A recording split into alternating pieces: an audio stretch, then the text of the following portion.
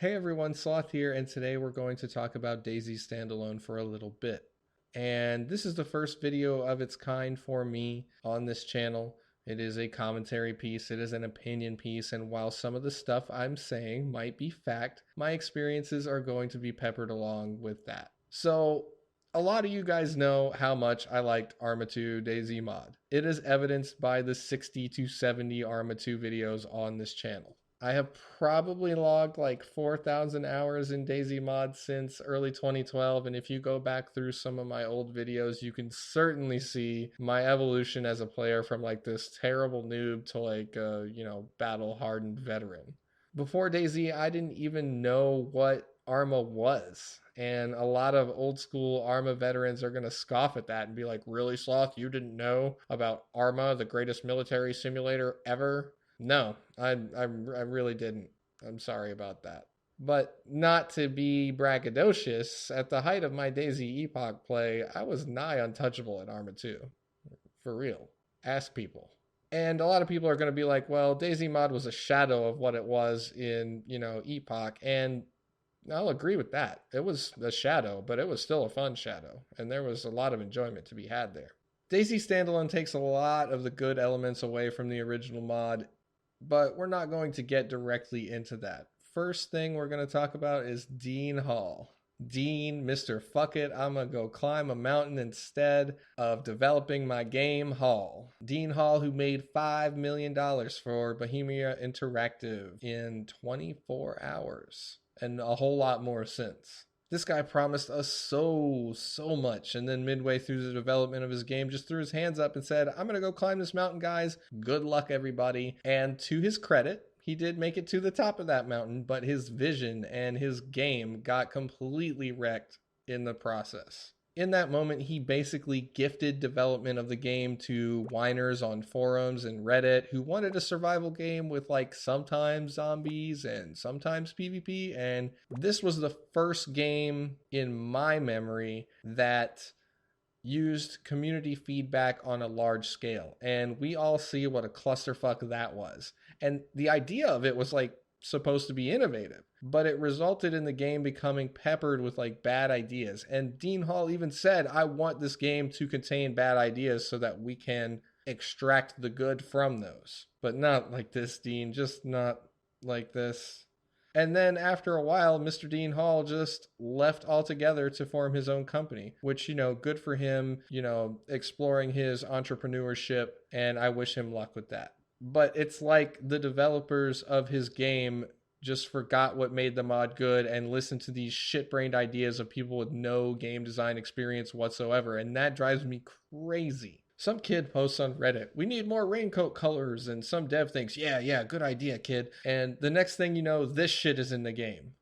Love that immersion breaking bullshit, guys, and that's just one example. Now, everybody took something different away from the mod that played it, and for me, all of my fondest memories come from a server called Rape Dungeon. And before you think the name is weird, it was a fantastic server community where there were almost no rules as far as what you could say or what you could do other than, no exploiting, obviously. And the server was like really super hardcore. There were zombies that could one-shot pass you out, and there were no crosshairs, and there was no high loot. That wasn't even a thing yet. You had to scrounge to get a gun, a backpack, and some food so that you could try and duck zombies. We all lovingly dubbed these zombies Mike Tysons because they could just knock you out. And occasionally you got to kill people. You had the hiding stuff in tents in the middle of nowhere, and sometimes people found it and jacked you up for all your stuff, and sometimes they didn't. And all that old DayZ mod stuff. If you played the mod, you know what's up. PvP was extremely meaningful because you could be down for a couple hours before you got in a position where you could do something again when you got killed,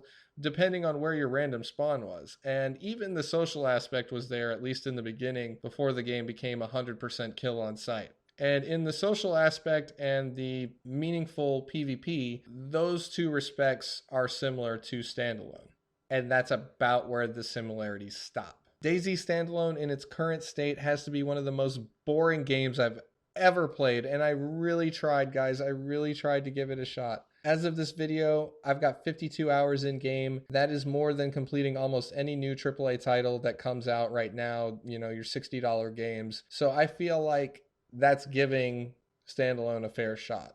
And it's funny because when I watch other people's standalone content, the stuff on YouTube and Twitch, if you go look at a guy like Mr. Moon or Cyborg Lizard, the guy who does the social experiments, those videos are extremely well edited and entertaining as hell. If you watch somebody like Sacriel streams, after the 3 hours it takes him to gear up properly, and I'll freely admit he knows the game and its systems better than I do, he does really interesting stuff and has some great PvP gameplay.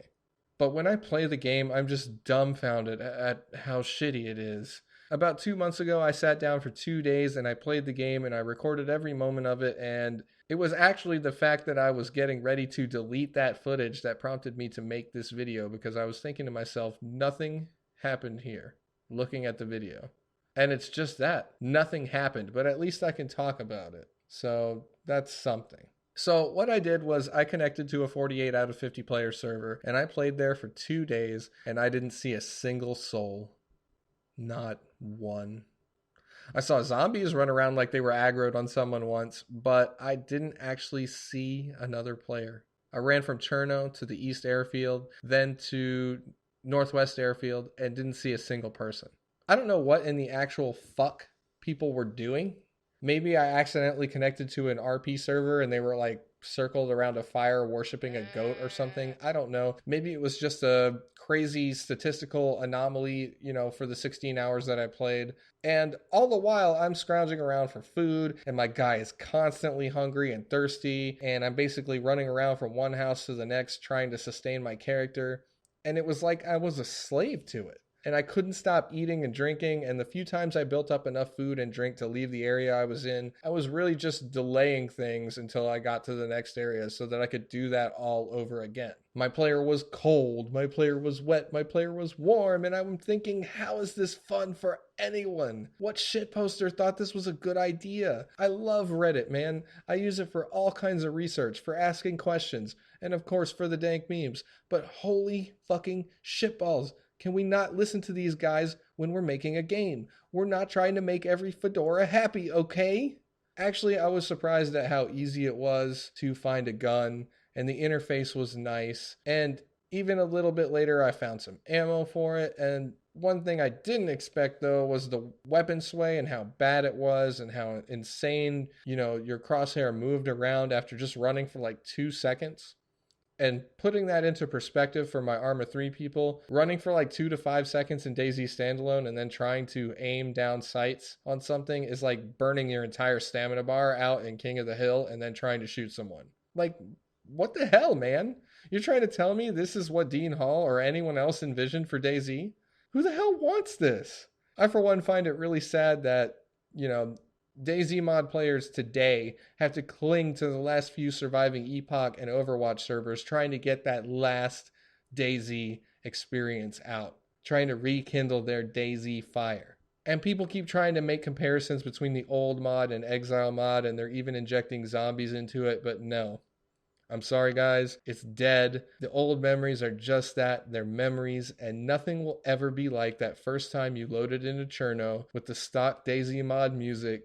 And, your player name was the name of your computer, your Windows computer name. I don't care how many videos Frankie makes, you're never going to get that back. And, I'm not even going to get into the bugs in DayZ Standalone. They are numerous and they're game breaking. And I'm really just trying to look at things from a gameplay and immersion standpoint as someone who has been a lifelong gamer. After 16 hours of this game, I just closed it and I uninstalled. And I feel bad that I paid $40 for it, which was the discounted alpha price. And I probably won't pick it up again until it hits 1.0 status. And hopefully by then, someone comes along that brings the game up to the potential that it could have. Anyways, if you made it all the way through my little tirade here, I hope you enjoyed it. If you did enjoy it, please leave a like, a comment, subscribe. I do a lot of work and research in making these videos, and it's nice to be validated a little bit. So help me out, guys. Other than that, have a great day. Appreciate you watching, and we'll see you in the next video.